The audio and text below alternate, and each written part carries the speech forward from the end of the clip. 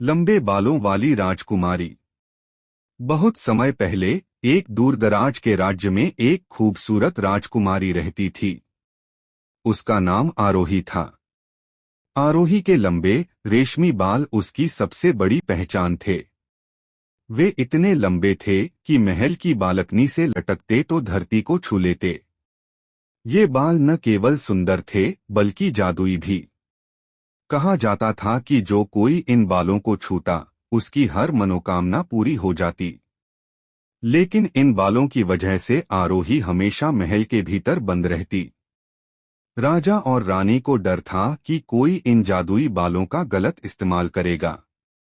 इसलिए उन्होंने महल के चारों तरफ ऊंची दीवारें बनवाईं और आदेश दिया कि राजकुमारी को कोई भी बिना अनुमति के नहीं देख सकता।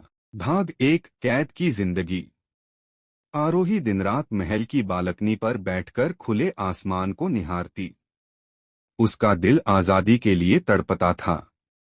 वह सोचती, क्या मेरी जिंदगी सिर्फ इन दीवारों के पीछे ही बीतेगी? क्या मैं कभी इस दुनिया को देख पाऊंगी? एक दिन उसने फैसला किया कि वह इस कैद से आजाद होकर अपनी जिंदगी खुद जिएगी। एक दिन महल के पास एक गरीब मुसाफिर आया। उसका नाम आरव था। वह अपनी परेशानियों से बचने के लिए जंगलों में भटक रहा था। अचानक उसकी नजर महल की ऊंची दीवारों पर पड़ी, जहां से लंबे सुनहरे बाल हवा में झूल रहे थे। वह बालों की ओर खींचता चला गया। आरव ने आरोही से आवाज लगाई, क्या यह सच है कि तुम्हारे बाल जादुई हैं? आरोही ने चौंक कर पूछा, तुम कौन हो और यह बात तुम्हें किसने बताई? आरव ने मुस्कुराते हुए कहा, मैं सिर्फ एक साधारण इंसान हूँ, लेकिन तुम्हारी मदद करना चाहता हूँ। आरोही ने पहली बार किसी से अपनी भावनाएं साझा की। उसने आरव को अपनी कहानी सुनाई और कहा कि वह इस कैद से बाहर निकलना चाहती है। आरव ने एक योजना बनाई। उसने कहा, तुम्हारे बालों में जितनी ताकत है उससे हम महल की दीवारों को पार कर सकते हैं, लेकिन तुम्हें अपनी हिम्मत पर भरोसा करना होगा। आरोही ने अपने बालों को दीवार से लपेटकर रस्सी बनाई और दोनों ने महल की ऊंची दीवारें पार कर ली। पहली बार आरोही ने खुले आसमान के नीचे कदम रखा। वह महसूस कर रही थी कि आजादी का स्वाद कितना अनमोल होता है। लेकिन राजा और रानी को आरोही के भागने की खबर मिल गई।